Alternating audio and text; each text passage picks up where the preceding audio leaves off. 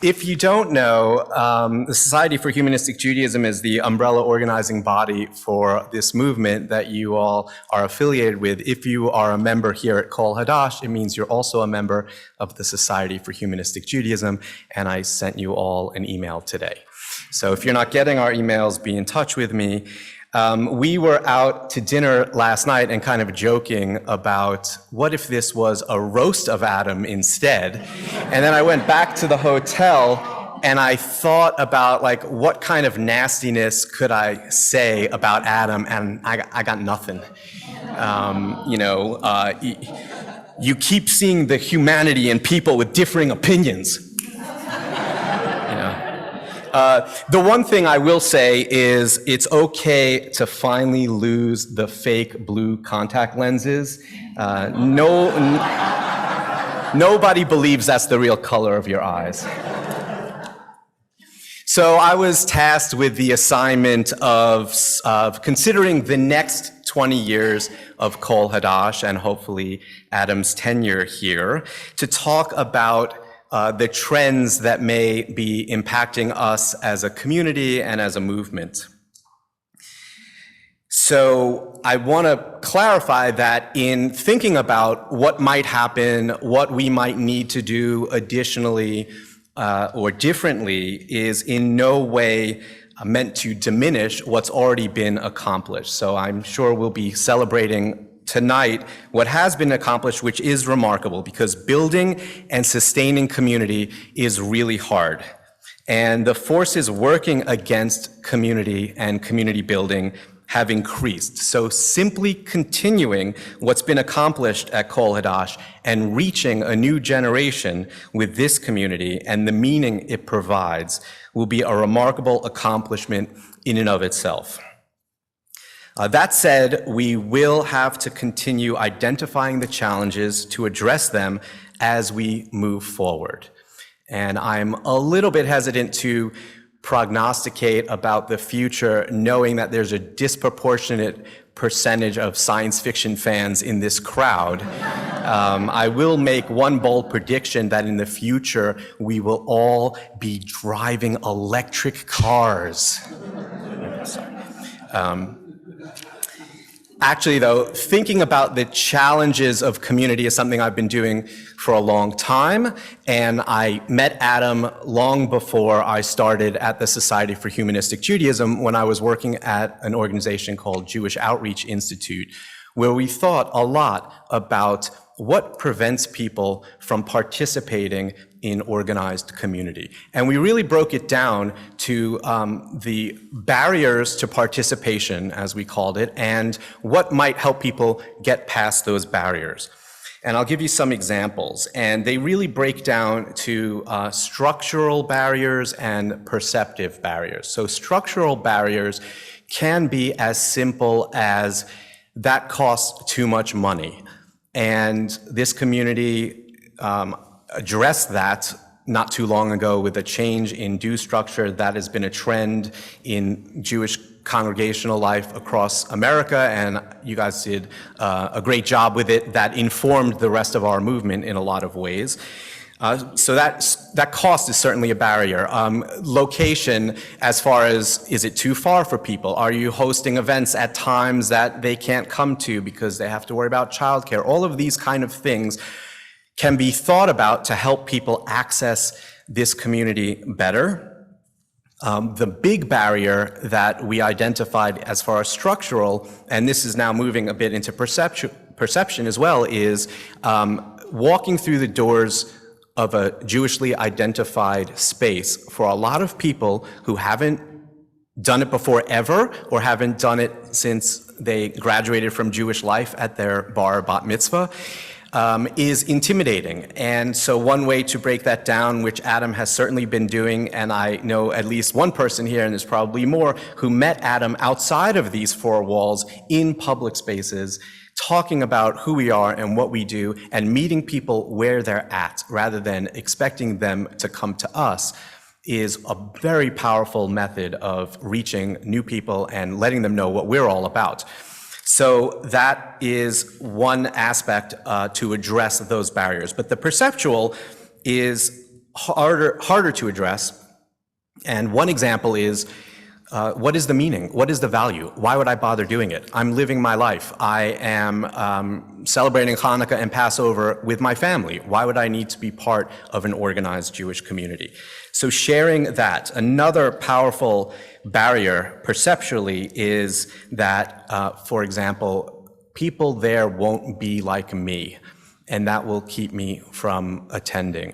Certainly as more and more of the Jewish community intermarry and racially intermarry, there is a diversity that is not yet fully reflected in organized Jewish communal spaces, so people genuinely feel like there will be nobody there who looks like me.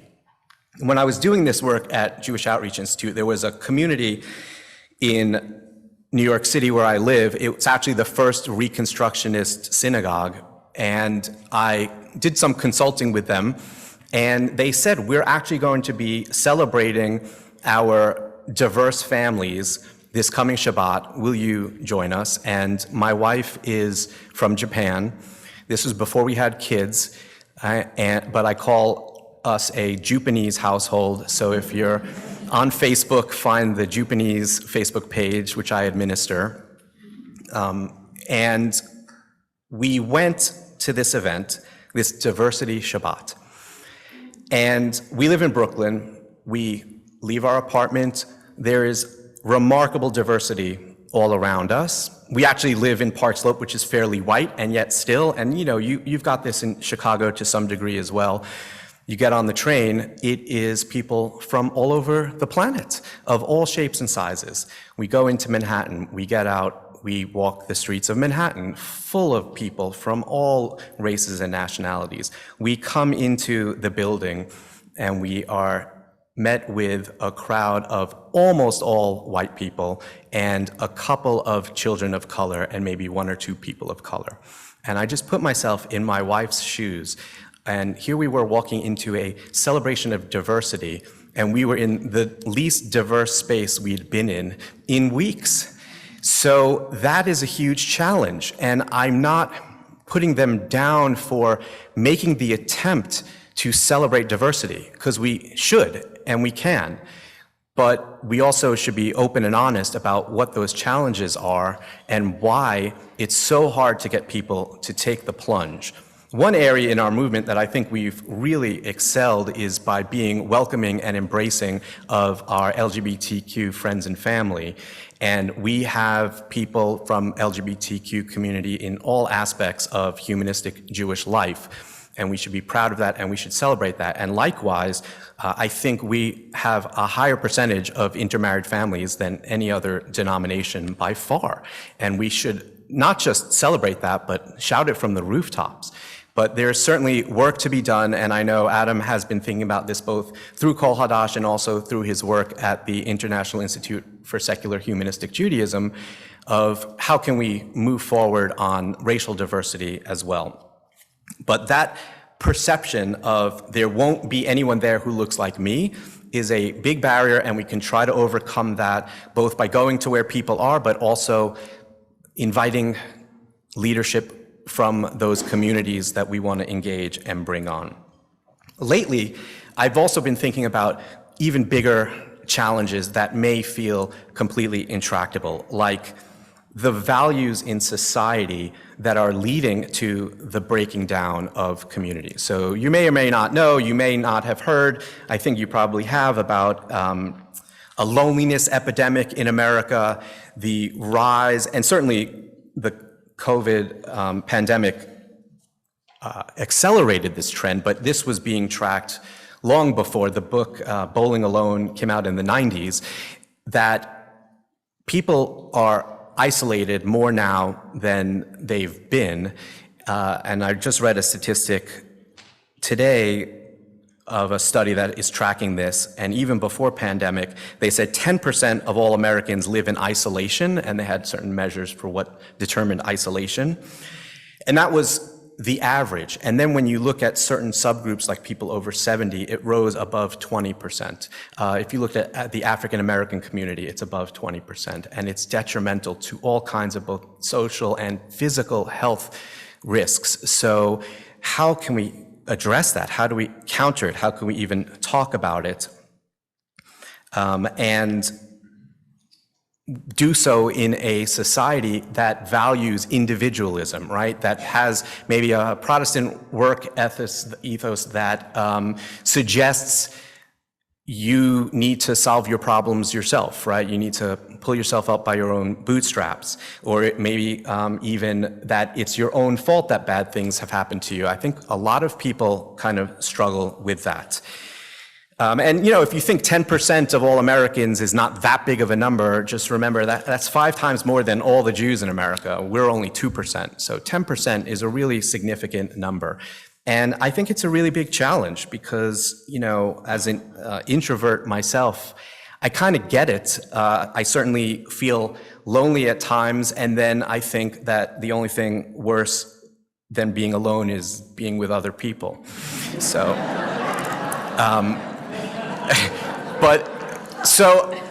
and you can do lots of things to kind of deaden that feeling, like watch a ton of Netflix. There's plenty of ways that people are in isolation without even realizing it. But when we think back to prior generations where, people lived in the same neighborhood as their whole extended family, or folks looked out for one another's kids on the block. I ran around till the sun went down, and I am part of the problem, I guess, because I won't let my kids do that now. So lots of change that have kind of led to this breakdown in community that we are working against by creating a strong and embracing community. There's great articulation on your website here at Kol Hadash about how we are doing Jewish differently, and it breaks it down by humanistic philosophy, cultural Judaism, inclusion, and meaning over money, and addresses so many of those barriers to participation that I was talking about. Much of the FAQ on the site does a great job answering the question, how? How do we do this? Less of it answers the question, why? And I think moving forward, we've got to create louder and better and stronger answers to why should people do this? Why should people be a part of our community? Why spend your Saturday evening in a space like this? Can we say that being here makes our lives better? Can we be as bold as that and just say, this improves my life and it could work for you as well? Why go to Shabbat services? Can we say that you will feel better after going to Shabbat services than you did before you got there? Does it work that way? If we were a yoga studio, we would absolutely say, you're going to feel better after you take this yoga class, right? Is that how services work? I think that we have a lot of reasons why that doesn't feel like a comfortable suggestion around Jewish community, but I think it's one of the answers for why we do it.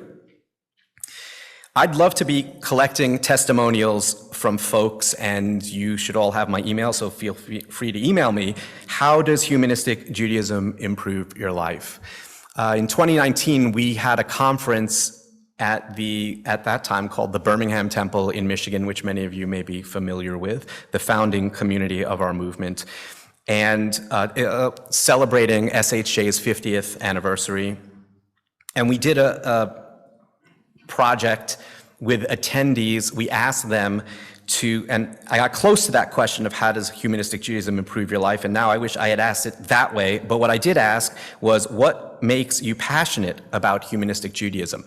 And because we were inviting lots of people to weigh in, we limited it to exactly 6 words, no more or no less, and everybody came up and read those 6 words, and there were some great answers, a few of which are, someone wrote, a profoundly meaningful path for living. Someone said, open space for unity and diversity. Someone said, everything I believe, nothing I don't. Someone said, tradition, comfort, and community without hypocrisy. Cultural, spiritual Jewish identity with integrity. Mine was honesty about my beliefs plus kreplach. I can't help myself. But I think that to kind of get at this for folks who are, and you all know them, they're Jewish, they're proud to be Jewish, they won't do anything Jewish in an organized way. Again, they'll do Hanukkah with their family maybe and come to your Passover Seder, but they're done, they're out, because their experience, and I think for the most part it wasn't in our movement, their experience with organized Judaism told them in so many ways, this is not for you, and we have to counter that, and we have to provide new narratives. And it's challenging, and I think one way we can do that is that classic question, very first question in therapy, how does that make you feel, right? How can we explain to folks how this makes us feel, why it makes us feel comfortable? You know, someone in that 6-word thing said comfort. Sometimes it's joy, sometimes it's sorrow, but it's sorrow together with a community. What is meaningful? What sparks joy, to quote another Japanese person? There is so much potential for us in reaching out to new people. There's only about 7.5 million Jews in America, but 1.5 million, according to the Pew survey that they did a few years back, are just flat out atheists. When they were asked, do you believe in the God of the Bible? They said no, and so did over 70% of all Jews. That's the good news. And then they asked a follow-up question, do you believe in any higher power or spiritual force? And half the Jews said yes to that, but 22% of the Jews, so about 1.2 million, said no to either. So that's 1.2 million flat-out atheists. Of the 50% who said they believe in some higher power or spiritual force, unfortunately, Pew didn't ask them, does that higher power or spiritual force intervene in human affairs? I bet another half of that half would have said no. So we're, if not the majority, close to the majority of American Jews who would very much resonate with what we believe and speak openly about in this movement. And that is incredible potential, but I still think we have to address some of these other barriers of why would I do it? What would I get out of it? So that's what I'm hoping we can do together as a community. If you have ideas, please feel free to email me, but we are very lucky to have Adam as one of the leaders in our movement who has been thinking about this all along, and the results of his work are all here tonight in all of you, which is so important. And I think all we can do to support his work is help in that, in being bigger and bolder about who we are, what we believe, being able to say that our values are secular values and they're good and maybe even better values than what is being presented elsewhere in America. And we can be proud of that and open about that. So again, I thank you so much for allowing me to participate in this celebration, and congratulations, Adam, on all you did.